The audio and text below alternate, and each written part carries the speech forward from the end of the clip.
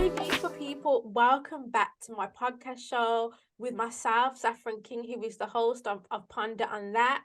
And we're here today with Nikki Onafuye, the wonderful freelance journalist and assistant producer by BBC on BBC Three. Nikki has worked on the Metro, The Guardian, Stylist magazine, and more. Nikki, welcome. Thank you, Saffron. Wow, that intro, you're making me blush. Stop. No, like you're someone who carries weight and like you've got Oh, an amazing stop. presence on social media. But to start off with, I wanted to start off with two like icebreakers. Maybe you were expecting these questions, but the first question is, who was your childhood celebrity crush? Wow, my childhood celebrity crush. That is a good one.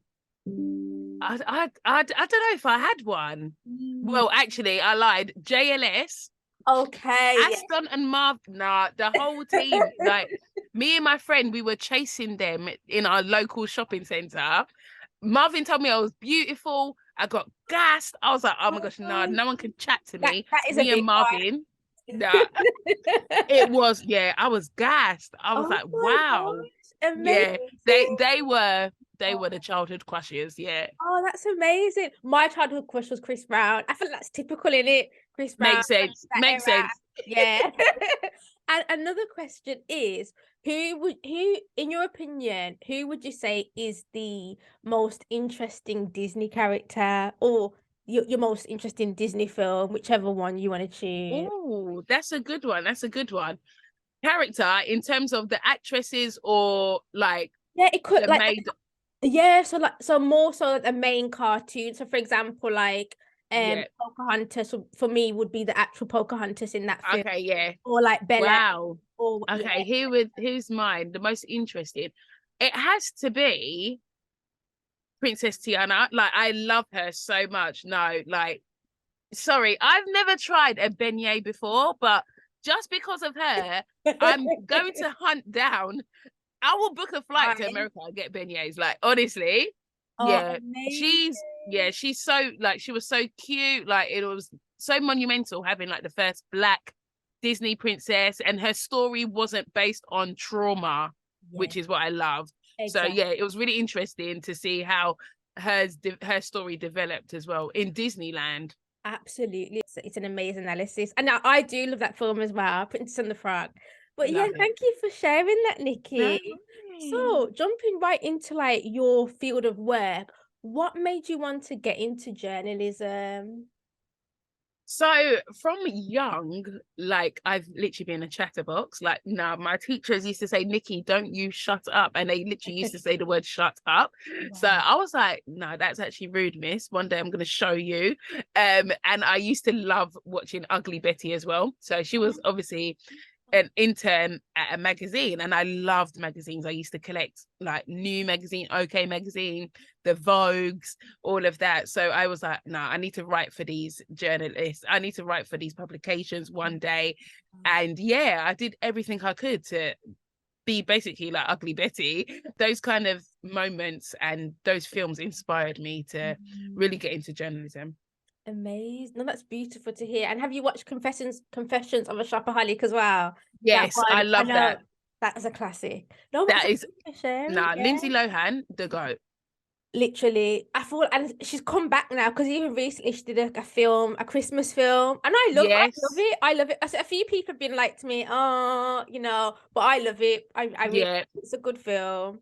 But it's no, so good. you've done so well getting into this field because I think journalism is quite a niche career as well, and I think a lot of Mm, people want to get into it, but they just haven't known how to, or if that's yeah, even possible. But you've made it realize to us that actually it's so accessible, and look how amazing definitely. you've done. Oh, thank you for Definitely. sharing that, Nikki. That's all right. I was recently watching your interview with Leigh-Anne from Little Mix I think it was in 2021, so a bit Mm, more than 2 years ago. yeah.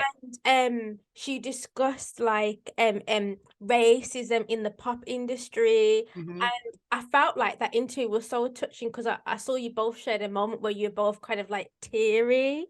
Mm. why would you say that doing that interview was so important for you to do? In two aspects, it was really important. One, that was like my big break at the time. Wow. I hadn't interviewed anyone as big on a scale Mm, as for a long period of time, mm, 1-to-1, no hustle and bustle around us, just an intimate, in-depth conversation before. And that, I felt like that was like my wow, like Nikki, you made it moment. wow. And secondly, it was really important because of the topic we were speaking about. At that time, Black Lives Matter was, going on, or the riots, prejudice, discrimination, George Floyd. So it Mhm, was really important to kind of highlight those issues, especially to Leigh-Anne, who was a mixed race woman, a lighter skinned woman. mhm. So it was really important to highlight the darker skinned women struggles, also just racism in general, colorism. And I felt like those issues had never been spoken widely on such a massive platform like BBC, BBC Three, those kind of areas. So it was really important that, you had someone of high value, Leigh-Anne. She had a wide community of fans, Little Mix. So I felt like that was really another important aspect to talk about too. Absolutely. And no, that's beautiful. Like I was so touched by it, and it was such a raw interview as well. Thank you. Did you have, I mean, what was your preparation like before the interview? Because I can imagine you did so much preparation before it as well. Yeah. Yeah, I was so nervous as well. Like, You how it didn't came look it. about. You didn't look nervous. Really? And obviously she was pregnant in it. So I was like, Yeah. oh gosh, am I gonna make a pregnant woman cry? Because I'm like, you know what, listen, I need to get these issues out of the way. Like, listen, are you in favor of the colorism, or are you not? Do you know what I mean? Because obviously when it first came out, there was so much controversy Mm, around the working title and the topic itself, as like, why is a light-skinned woman talking about racism, why is she talking about colorism when she's not really the victim of colorism? Do you know what I mean? So mm, I was in two minds. I was like, okay, I'm gonna come at it, I'm gonna be like, so listen, yeah, this, da, da, da. But then I was like, there's a way you can do it without, being all rah rah rah mhm. and shouting and talk. Like, there's a way to get your point across, and you can make that known to the person you're talking to. So I was so nervous. I was like, oh my gosh, like, what am I going to do? What am I going to say? So I spoke to so many other journalists that I really respect, Vic Sanusi, Yomi Adegoke, Habiba. They really helped me in kind of like line of questioning. They gave me advice on how to talk to her. They gave me advice on speaking my truth, but also staying true to myself, even though I'm on a platform as Mm, big as BBC. So I was kind of like rehearsing my questioning. mhm, Um, Obviously, a lot of people had to see those questions before I interviewed her, and there was a lot of back and forth, but I stood firm, like, guys, I think we should ask these questions. Although a lot of editors and executives were very all for me to ask those questions, whatever way I wanted, I still had to be kind of respectful. Like, this isn't just anyone. She might be naive to the subject, so there's still some learning for her to do. So I can't talk to her as if she should know everything, if that makes sense. So yeah. yeah, and night before I was just like praying, planning. And then on the day we didn't film till the afternoon. So in the morning I was just like, oh my gosh. I was eating my breakfast. I was like, you've got this, you got this. The editor on set, the producer on set as well, she was amazing at the time, Jeeta. We worked together, and she was really amazing in terms of like helping me calm down, get my nerves in check, and just kind of give me that encouragement that you would want on set like that. Absolutely. Wow. So you Yeah, see, we see the final product of you and Leigh-Anne sitting there, yeah, sharing your heart, speaking truth, but we don't see the preparation before that. And that's why I felt to ask you yeah, that, because I know that that wasn't just something that you could just, just put it out the bag. But obviously you were still your authentic self, but there was yeah. preparation into that. And I feel like you handled it gracefully as well, Oh, especially thank I you. feel like with Leigh-Anne as well. And what I loved about Leigh-Anne is that she understood the topics that she understood and the topics where she was like, you know what, I feel like this is a bit not in my depth. For example, she didn't act like she knew it all. That's Yeah, what I loved. She was open to exactly. learning. Exactly. Yeah. And she said it. She was like, oh, I didn't know that. And you know, even in the documentary, she was like I've still got a lot of learning to do. She was open to learning as well, which is the most important thing. As long as they're open to learning, you can be as naive as you want, but as long as you're open to learning, that's the most important thing. And that's what I loved about Leigh-Anne. She was open to listen to so many people's opinions and advice from different walks of life. She didn't care if you were a celebrity or not. She spoke to, like, you know, girls who ran a foundation for darker skinned women. So it was really humbling to see that as well, actually. Amazing. And up until this day, who would you say has been your favorite celebrity to interview and why? Oh, that's a good one. Or Who would I say? one of your favorites, if you don't want to say favorite. One of my favorites, obviously Maya Jama. Like, that's my G. Like, she's a legend, and not even the fact of interviewing her was great, but like, she always gives you an opportunity to interview her wherever they are. There was this event, BeautyCon 2017. It was so busy on the red carpet. And so many of the celebs were passing through. They weren't really talking to us, giving us time of day, but she made sure to like talk to every single person on that red carpet. Ever since I've met her, she's always like spoke. Even if I've just come to her event with my camera, she'll do like a quick interview, which is always fun. She's always a good time, always down to earth in her interviews as well, always real and relatable. So yeah, she's definitely one of my faves for sure. Oh, amazing. And I think as well, she does give off very down to earth vibes when you see her on Exactly. Love Island or like Yeah. interviewed by people. She's very yeah, she seems just very grounded and that's Yes. beautiful. Oh, amazing. And Exactly. what advice would you give to someone who is struggling to get into journalism and wants to get into it? Oh, okay. Advice. Well, in the beginning, it was very hard for me. So I, yeah, I was literally grafting my ass off, like literally that. And you have to do that. I think my advice is just consistency. Be consistent in being you and doing your own work.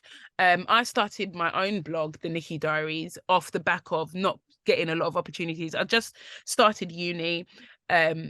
I was self-doubting myself, like, oh, Nikki, you're not going to get any commissions. You're not even a published author, writer. You've never, written for like Metro, Guardian, all of this. So are people going to give you an opportunity? So I created my own opportunity, my own lane, the Nikki Diaries, and I started publishing blogs on there, writing news stories, writing interviews, writing blog posts, and then I created an Instagram page, Twitter page, posting the latest celeb gossip, pop culture news. So creating opportunities for yourself as well is another advice, and being consistent. I think those are the main ones. And 3, networking. If you see my email, no, my sent list, no. Back when I started, even now, like, I don't shy away from networking. I literally message everyone and anyone. Oh, hi, do you have an email I can get you on? I would love to grab you for a coffee, like chat your ear off about this. I would love to do this. Do you have this opportunity? This is it. Like, networking is so key. Like, I think that's the best thing you can do for yourself in any career as well. I agree. And I think sometimes even, okay, obviously degrees are very important and studying is Yeah. very important, but I do feel like networking can kind of get you in places that your degree Yes. alone cannot get you. And also, if you haven't got a degree, then Yeah. rely on networking in any, like you said, in any industry, in any career. People always say it's not Exactly. always what you know, but it's who you know. Exactly. Yeah. No, that's really great. Thank you so much for just sharing that with us. And do you No have any worries. last words for our listeners and viewers? Oh my gosh, last words, honey. Like, guys, just like, I think just be you. Like, you can't duplicate you. Mhm.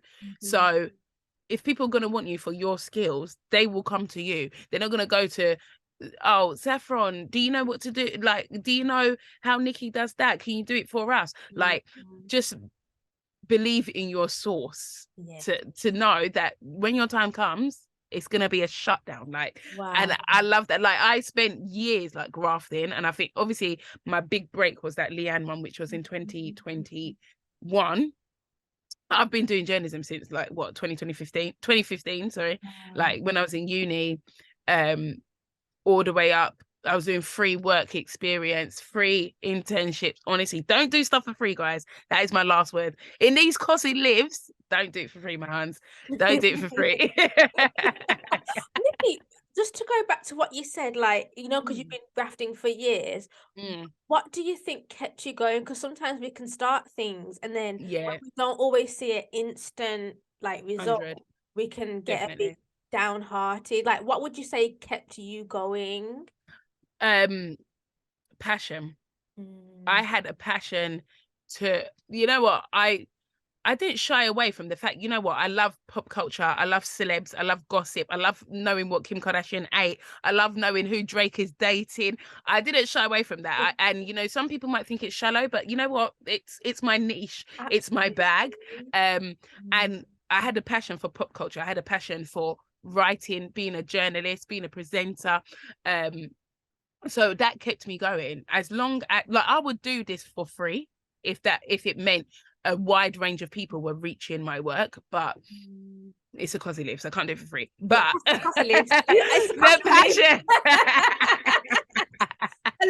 But it's the passion. It's the passion. That's the key. Yes. It's the passion, definitely. Wow. So the passion is what carried you, and 100% determination. And look where you are now. You wouldn't have got to where you are now without all of that. Because the reason why I asked you that is because sometimes we think people popped out, blown up out of nowhere, but actually, you know, it's been a journey. And exactly. Look at you now, and like, no, stop. Where you'll continue to go, Nikki. Honestly.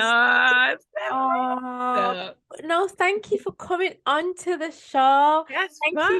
Thank you for having us. Like, you've really shared, you've encouraged me. So I feel like because you've encouraged I love me, that.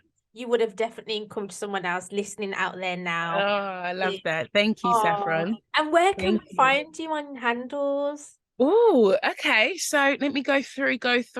My personal page, Knickknacks X on Instagram, Knickknacks_X on Twitter, and the Nikki Diaries on Twitter and TikTok. Instagram coming soon. Don't worry. Instagram tried play me, but I'm coming back. You're on Instagram, aren't you? Because I followed you recently. You are right. No, listen, Instagram.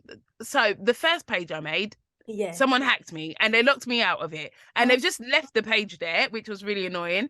So I made a new one, you know, after going back and forth with Instagram, and now Instagram try block me for copyright. I said nah. My gosh. So yeah, so I'll be back. Don't worry. I'll be back. And I think because you're a public figure as well, they want to make sure that they're protecting your image. Obviously, you are the real one. So yeah, honestly. Oh, thank you, Nikki. Thank you so much, Saffron. Thank you for listening, guys. And you know where to find Nikki for more inspiration. And if you want to get into her field of work, journalism, or even not even just journalism, but just want to figure out and see her journey, then you know where to follow her. So thank you for listening, guys.